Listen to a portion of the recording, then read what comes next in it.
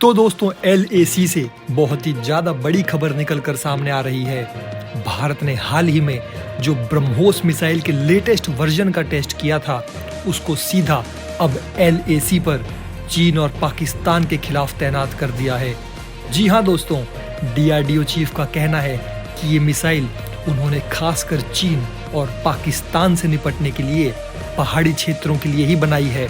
और दोस्तों, इस खबर के मिलते ही चीन ने अपनी सेना को फॉरवर्ड पोस्ट से पीछे करना शुरू कर दिया है और दोस्तों POK से भी पाक रेंजर्स पीछे हट गए हैं। दोस्तों, पिछले 2 साल से भारत और चीन के बीच जो घमासान चल रहा था, वो दोस्तों अब खत्म होता नजर आ रहा है, क्योंकि इंडिया ने ऐसे तेवर दिखाए हैं जिससे कि LAC पार चीनी सेना PLA में भगदड़ मच गई है और 28 महीने बाद उल्टे पांव भागी है चीनी फौज।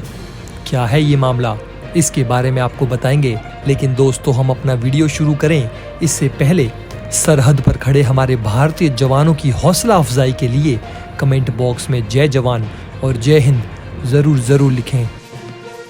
दोस्तों, जब साल 2020 में चीन ने गलवान में भारतीय सीमा में घुसा तो उसे अंदाजा नहीं था कि भारत से उसे किस कदर तक मुंहतोड़ जवाब मिलेगा। गलवान घाटी में जब चीनी सेना और भारतीय सेना आमने सामने हुए तो नुकसान दोनों को हुआ, लेकिन चीन को भारी नुकसान हुआ। चीन के 40 सैनिक मारे गए। इसके बाद से चीन भन्ना उठा और वो सीमा पर सैनिकों की मुस्तैदी तो बढ़ा दी थी, साथ ही 50,000 से ज्यादा सैनिकों को LAC के पास तैनात कर दिया। फाइटर जेट से लेकर टैंक तक की तैनाती कर दी। उसे लगा कि भारत को वो डराएगा तो वो डर जाएगा, लेकिन इसके जवाब में भारत ने चीन से ज्यादा सैनिकों की तैनाती के साथ ही अपनी पूरी तैयारी कर ली। अंत में हुआ ये कि 28 महीने बाद चीनी फौज गलवान में इंडियन आर्मी के तेवर देखकर उल्टे पैर दबाकर भागने लगी है। इन सब के बीच दोस्तों 16वें दौर की बातचीत के बाद अब 17वें दौर की बातचीत भी होने वाली है। लेकिन दोस्तों, हम आपसे पूछना चाहते हैं कि क्या भारत को चीन के साथ आगे कोई भी बातचीत करनी चाहिए, क्योंकि चीन जैसा देश लातों से मानता है, ना कि बातों से। ऐसे में आपकी क्या राय है, हमें नीचे कमेंट बॉक्स में ज़रूर बताइए। दोस्तों, दोनों देशों के बीच गलवान झड़प के बाद तनाव काफ़ी बढ़ गया था।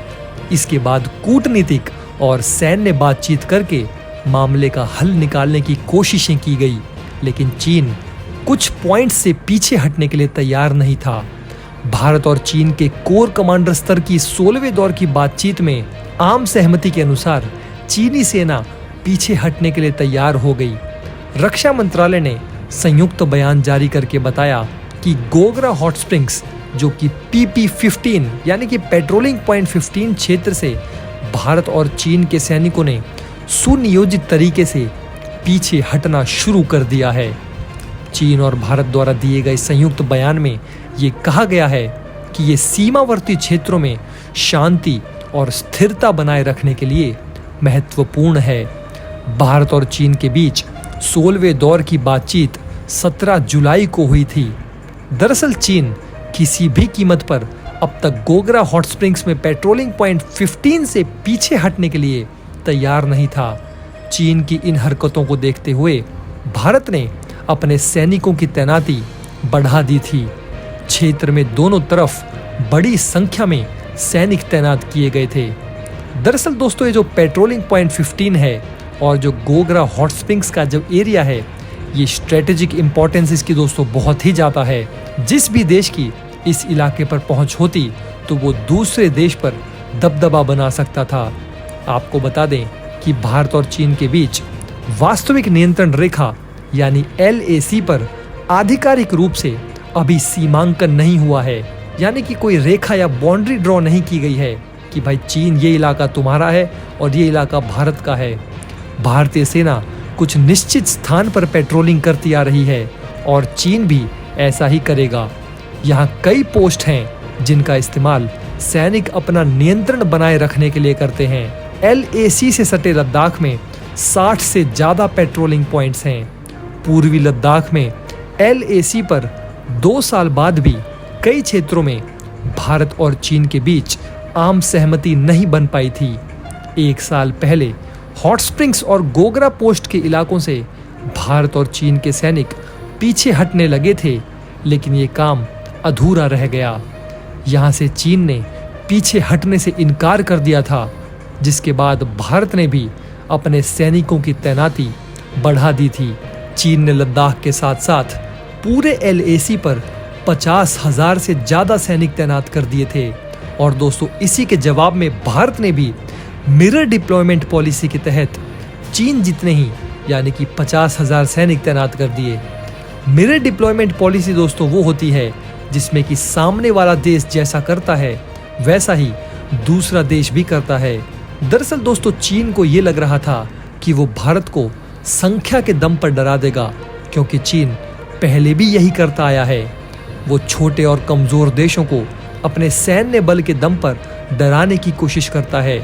लेकिन चीन ये भूल गया था कि ये भारत है, आज का भारत, जो कि मुकाबला करना भी जानता है और जवाब देना भी जानता है। आपको बता दें दोस्तों कि हॉट स्प्रिंग्स, गोगरा, कोंगका झील इलाके में पेट्रोलिंग पॉइंट्स 15, 17 और 17A हैं।